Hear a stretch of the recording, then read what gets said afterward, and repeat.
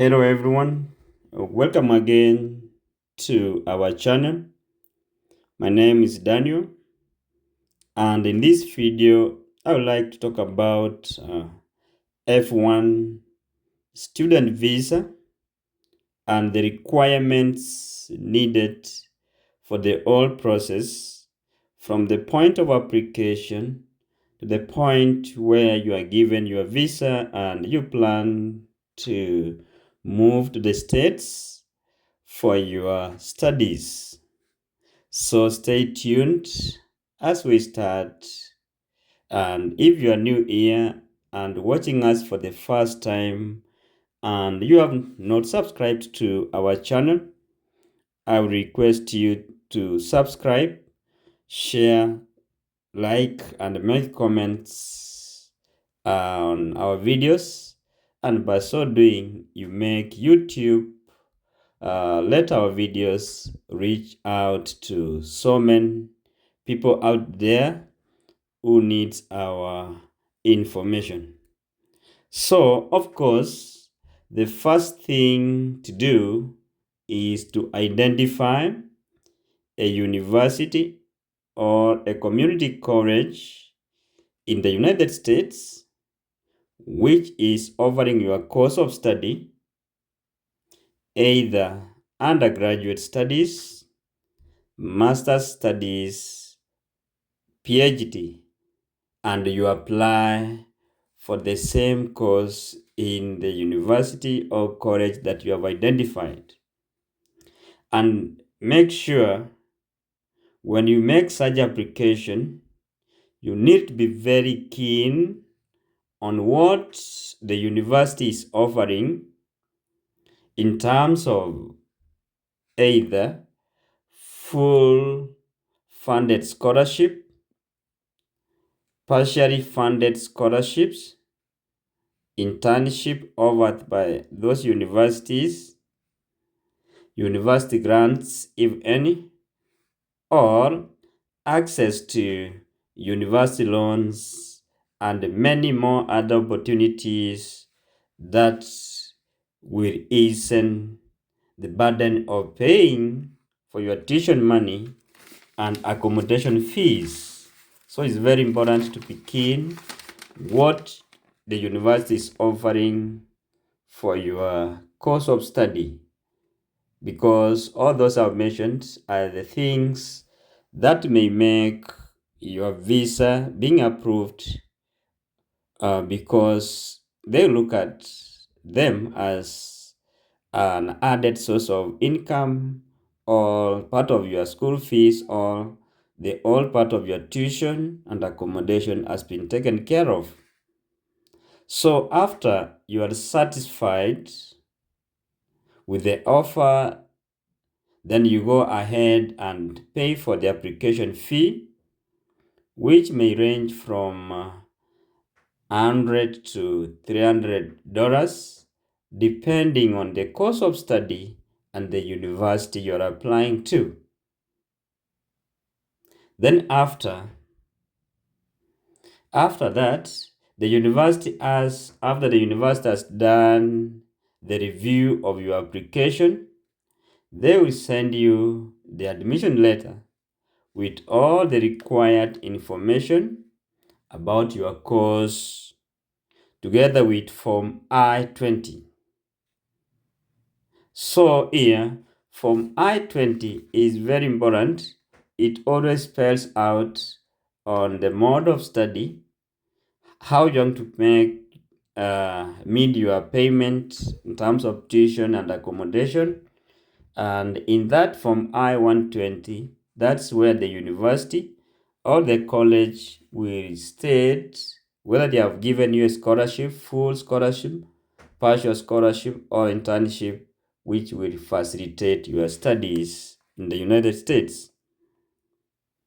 So you will fill this Form I-20, and once it's completed, you send it back to the university and print out and get a copy of the same Form I-20.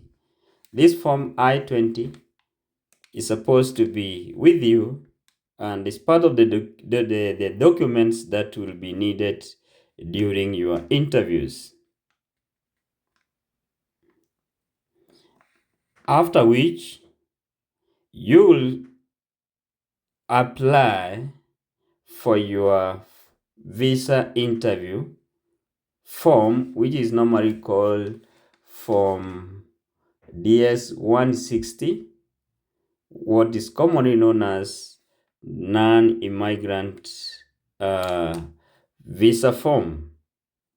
You fill that DS-160 form, and at the end, before you submit it, they will ask you to pay for your visa interview money, which will be approximate like $200 for the non-immigrant visa interview.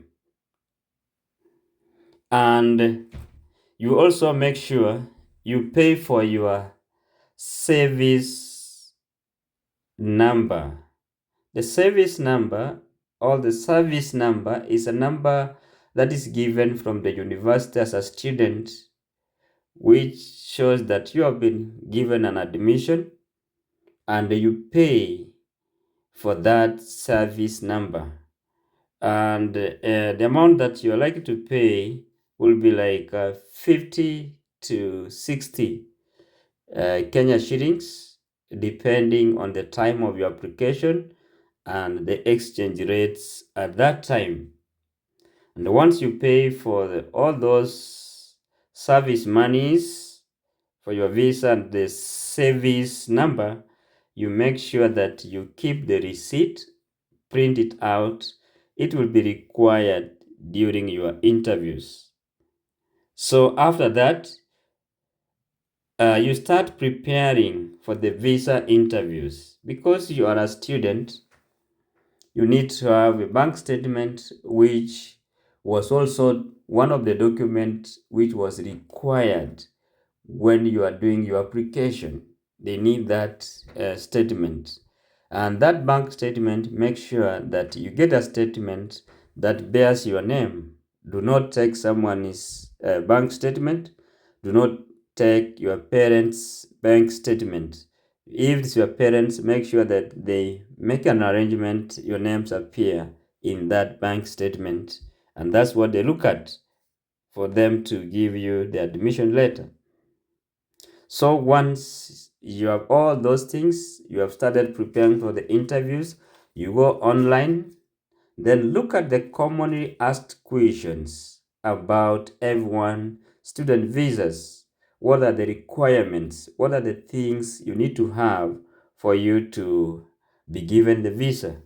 And of course, you need to prepare the document necessary to support your case. And because you are a student, the most thing that you need to prepare is about your course of study, where you are going to study, how many years, duration of your study, and after your study, are you likely to come back home? So what they need from you is an assurance that after you complete your studies, you'll have to come back to your home country. So you have to demonstrate one of the things that will make you come back after your study. So make sure that you prepare and prepare very well before you go for this interview. We have those who have gone for the interviews and they have been successive, make case studies over the same. And if you have the scholarships, internships, partial scholarships, and grants, your chances of being given the visa will be so high. So guys, thank you for watching our videos. Thank you for being supportive to this channel. And if you have not subscribed again, we'll urge you that you subscribe to this channel, share to your friends and family, and by so doing, you make us grow as YouTubers. Thank you, and may God bless you all. See you in our next video. Bye bye.